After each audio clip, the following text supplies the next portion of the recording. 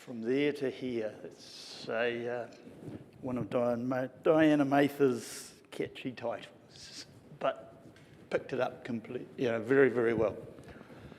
It says recovering from Cyclone Gabrielle, but effectively what this project was about was in the context of cropping, and as Bruce brought up before, one of the big questions was, what are we going to do with the silt in terms of cropping? And so it focused primarily on silt inundated soils and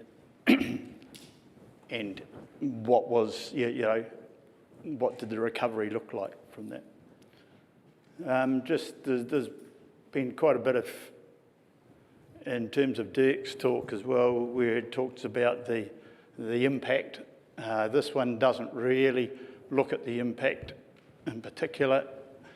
It mentions it, but of the actual cyclone on the growers, but it's their journey from there to here. So it wasn't only where the flood had been, just to talk about the impact briefly. There was examples of, in terms of, and for Hawke's Bay in particular, Dirk showed some pictures of maize being harvested, but here generally there was no harvest where the flood had been. And not only did growers lose crops that had no flood water through, but they lost crops outside of those areas because the drainage system didn't work, and so the drains overflowed over to the crops, and they were completely lost crops because of that. So it was a general issue for Hawke's Bay, well, for those growers, not just in terms of where the cyclone was. And that all contributed to about a $1.5 billion loss in that year that the growers had to absorb. So you've seen lots of photos about the nature of the silt and things like that. These ones, I just thought I'd put it up, that this is what the growers were dealing with, and the huge impact from the cyclone. So the top left-hand one is the nature of the silt, and that was taken actually in a kiwi fruit orchard about 2 to 3 weeks after the cyclone, where they had tried to move the silt, and you can see it's just like liquid lava. That's what the nature of what they were dealing with.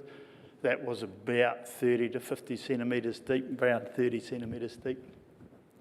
The one on the top right is, you'll see that just under the writing, the tide mark of the flood. That's a full kiwi fruit canopy. That was actually down Swamp Road, very close to where Bruce did his trial work, and also across the road from where Dan was talking about some of these sites. And those are big logs that are sitting up there, and you can't actually see, but there's big logs actually inside the kiwi fruit canopy. And that was about 3 metres high, probably the tide mark, and that was flowing at that level for about 3 days. The bottom left-hand corner, that's that canopy, that net of the kiwi fruit block up there. That's another full canopy kiwi fruit block, complete net, and that's what was left of it after the cyclone went through.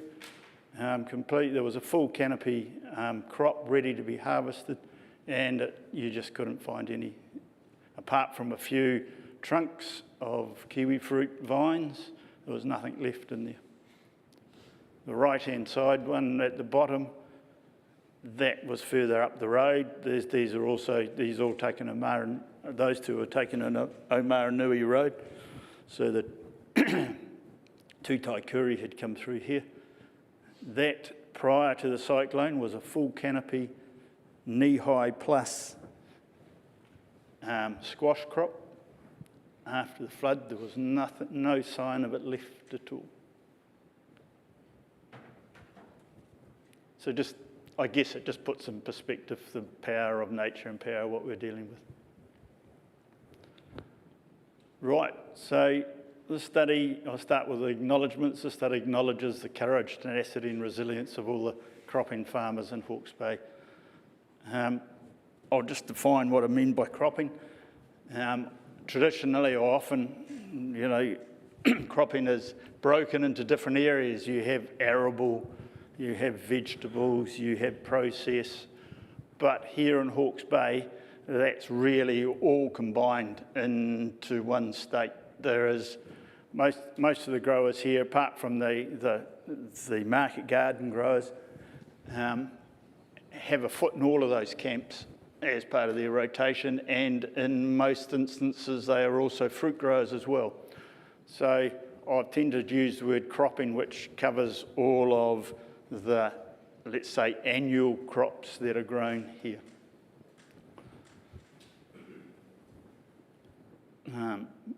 And the thing was that we're dealing with, you know, we thank the growers for their openness and willingness to give freely of their time and knowledge as part of the project to benefit of all. And we particularly are looking at growers who have suffered terrible, you know, catastrophic impact on their lives, and yet they were willing to share openly with that. And we'd also like to thank MPI, FAR, VRNI and HBRC for the funding this study.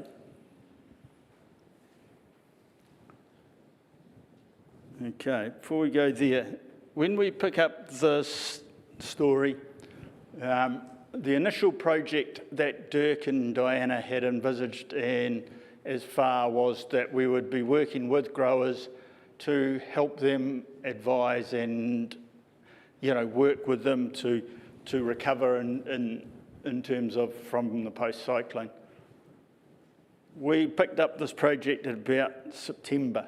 So by that stage, all of the growers, the cropping growers, had been through the recovery, worked through it, had made their plans, and were actually implementing these plans. In some cases, the crops were already in the ground by this time.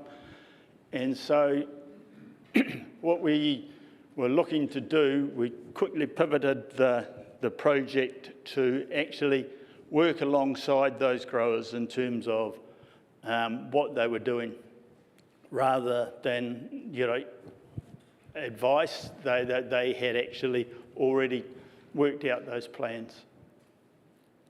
And as Bruce said before, at the inception of the project, no one really knew what was going to happen, particularly around what to do with the soils, what they should grow or not. But the growers had made their plans and had decided. So the strength of this study's approach was key to achieving the results that we have.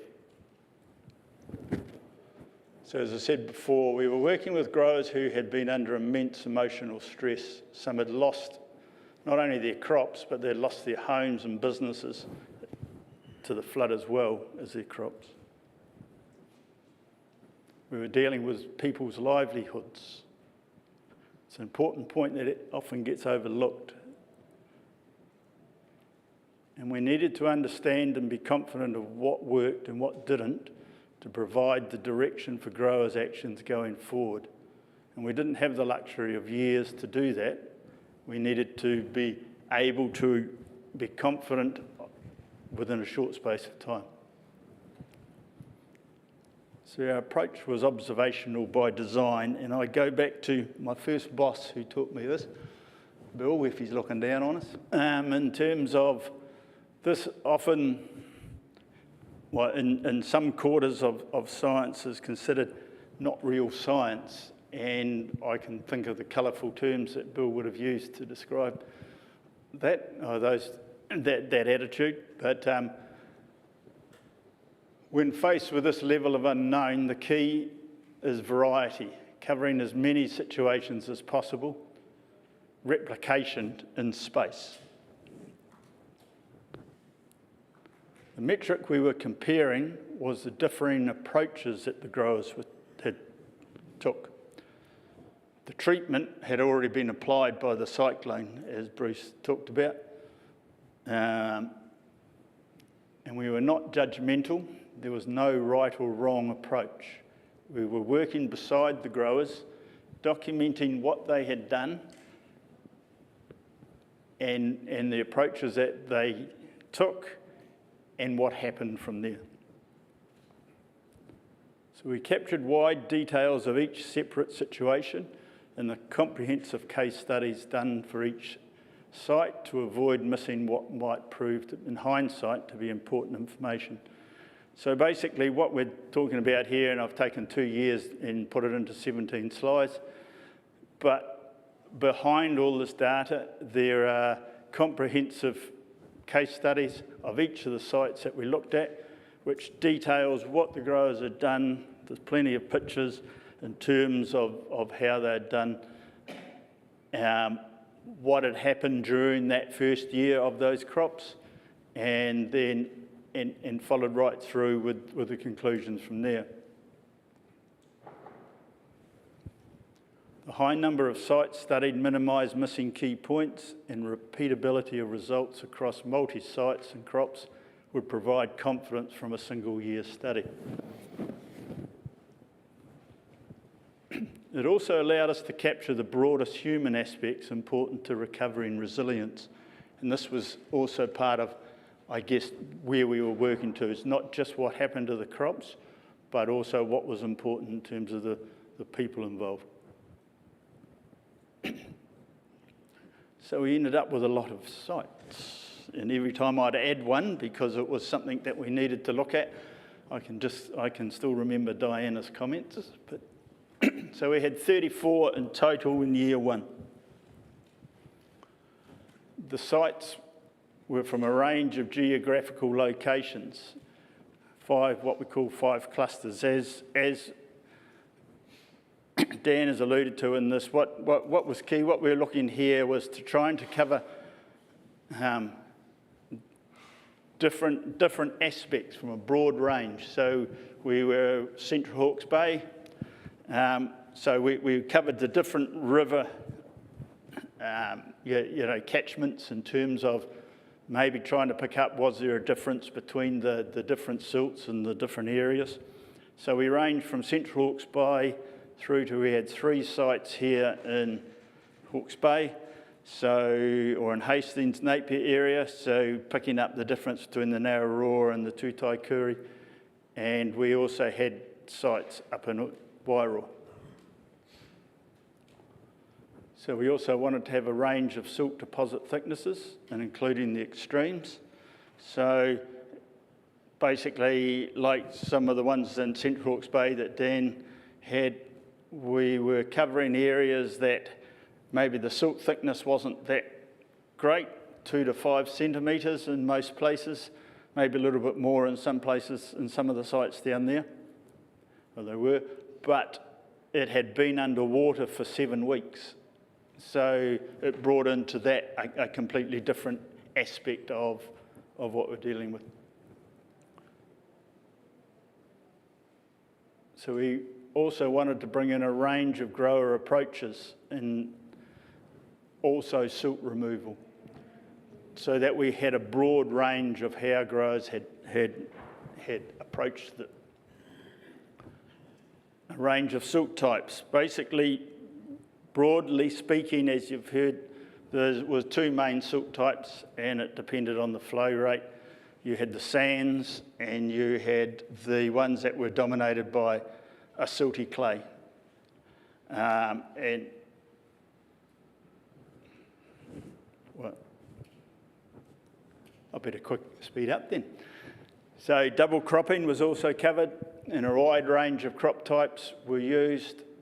We had market garden, lettuces, brassicas and potato, processed crops, peas, sweet corn, carrot, beetroot and tomato, cucurbit, squash, pumpkin.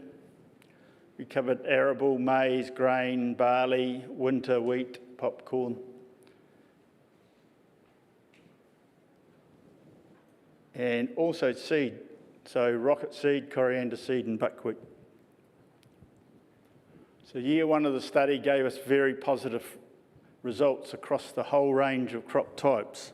So basically, didn't matter what we had done, we were expecting a range of results, from the soil tests that we'd seen and things that Dan had brought up. We were expecting to see potentially deficiencies. We were expecting to see variation in in terms of how the crops grew, but we didn't actually get that. So what we got was that it didn't seem to matter the thickness of the silt or the nature of the silt, apart from in terms of the silty clays, but they all gave us very good results. But year one was, as we said, was a kind growing season, except in Wairoa. So was it only due to that kind growing season that we, was creating that result? So we needed a second year with different weather. We were able to get some funding to do a smaller one, which also looked at small seeded crop onions. And year two was a very contrasting year. It was a dry spring, followed by heavy rain, followed by a cold month. So all the stresses on crop growing that you would want, we got in year two. However, both years have delivered the same trend in outcomes, giving greater confidence in these following findings. Cropping on silted sites in Heretaunga Plains was very successful across the full range of crop types. There was no extra pest and disease inputs were required. Some fields had an extra side dress in year one, otherwise the fertiliser practice was as normal. Most situations grew and produced crop yields at or above pre-normal cyclone levels and current season non-silted crops. There's still lumps of clay evident in the soil profile, but that had not impacted the productivity, health, or the quality of the crops produced. Growers have returned to normal cropping cycles on these sites, including high-value crops such as onions, and they've already replanted perennial crops such as apples. Therefore, the inundation by clay silts had no impact on the business of cropping and the risks involved. Didn't mean that they were necessarily a financial lucrative crop, but the silt didn't change the dynamics of that or the risks involved. As we've seen, however, growing on sand is different. The sand had a significant impact on the financial returns and risks involved. This situation requires potentially more regular nutrient input, longer horizon for recovery, where the depth of sand deposited cannot be mixed in the underlying soil. In this situation, building organic matter and nutrient up over time would be the best approach. And in the extreme, considering alternative use for land may be required.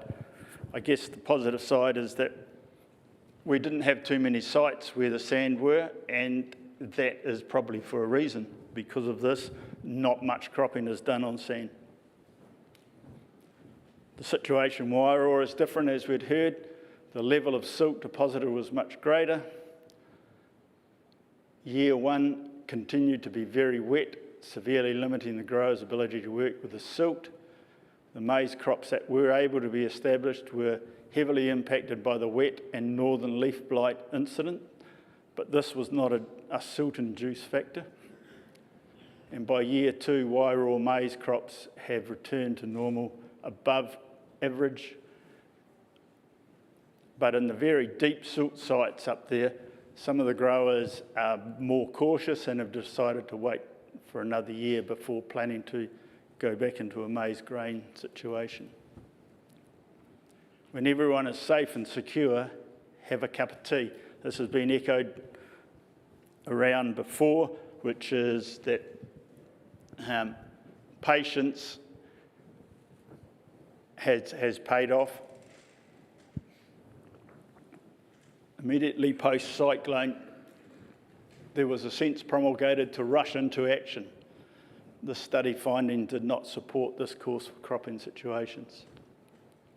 It may be some time before you can begin the physical clean-up. Look after yourself and your people first. Growers report that one of the hardest things was waiting for the ground to be ready and resisting the urge to be doing something. Their reaction was, let's get into it, but patience has paid off. Getting drainage infrastructure working properly helps speed up the drying of silt, and this is what we've heard in the previous days. And consider silt as a valuable resource, but allow time for it to be incorporated into the underlying soil. Silt removal is expensive and generally not necessary. So 2 harvests on from the cyclone, growers show remarkable resilience, but the mental and financial cost of them and their families has been high. They are tough people, but they are currently quite fragile. Growers had to absorb the very large financial impacts from the cyclone within their businesses. As a result, this has necessitated a more cautious, risk-averse approach in the aftermath. None of them can withstand another loss event of this magnitude in the near future and survive. And that's including all of the corporate, Apple corporates, right down to the small growers. Day-to-day resilience was supported by achieving milestones. Basically, this came from a Wairau grower in particular. He said, by making my plans and being able to tick them off as I go, that really helped with his mental situation. But dealing with the aftermath of cyclone left some growers feeling unable to cope or engage with the other major regulatory issues currently facing their business. So basically, you still had people coming to do gap audits and things like that, and the growers just couldn't cope with them at this point in time in this situation. So it's a message back to people, they have to alter those type of approaches. And growers were grateful for community help and the financial assistance, but they found that their local social networks provided them with the best that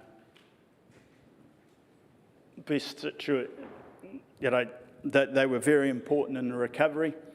But one grower said, take all the help that is offered. So I'll just tick through this. So the aim of this project was to capture clear, practical guidance for the future.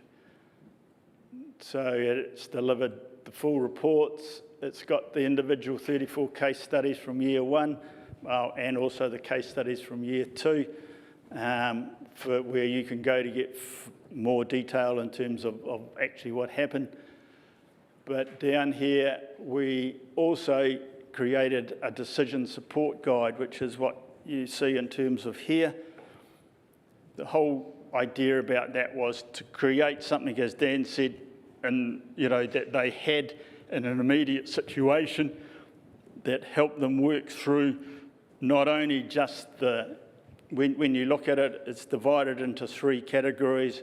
It's about looking after themselves, and it's also then divided up into looking after their business, and then finally what to do in terms of their soils and how to look after that, and working from the start right through.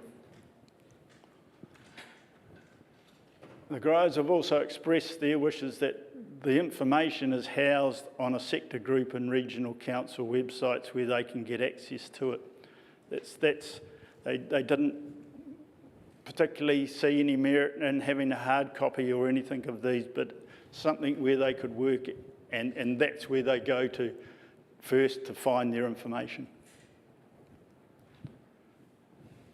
So that decision support guide that we talked about, one aspect that is here, one aspect that is missing off the top of it is this, and the start of it as we saw it was that we need to validate how they're feeling straight away afterwards. So this has been a catastrophic event, and it's natural to feel and okay to be feeling totally devastated.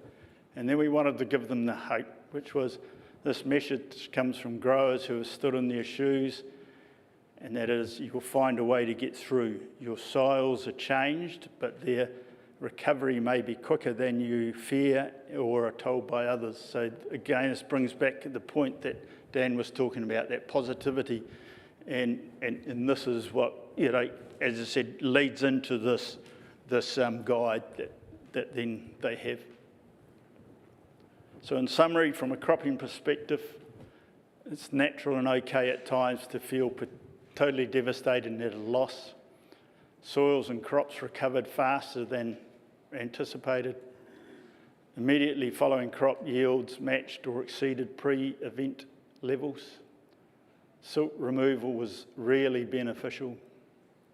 Patience was rewarded. There's no immediate urgency to act. Once everyone is safe and secure, look after yourself and family and workers, and echo what Dan was saying about that 11 days. And there's no shame in reaching out for help as required. That's often a barrier in terms of getting growers to actually seek stuff. Other institutional and regulatory pressures and requirements can compound the stress. Strengthen local grower networks as they are a key response and recovery mechanism. And that also goes out to the sector groups, the grower sector group networks. There's no right or wrong way. Trust your own experience and knowledge of how best to remediate and rebuild your land. Cyclone Gabrielle emphasised how important cropping is for the resilience of a region's economy.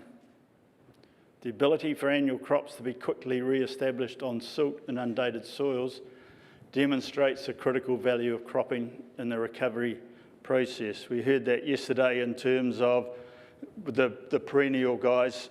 They went to cropping first until they were confident they could go back into their perennial crops.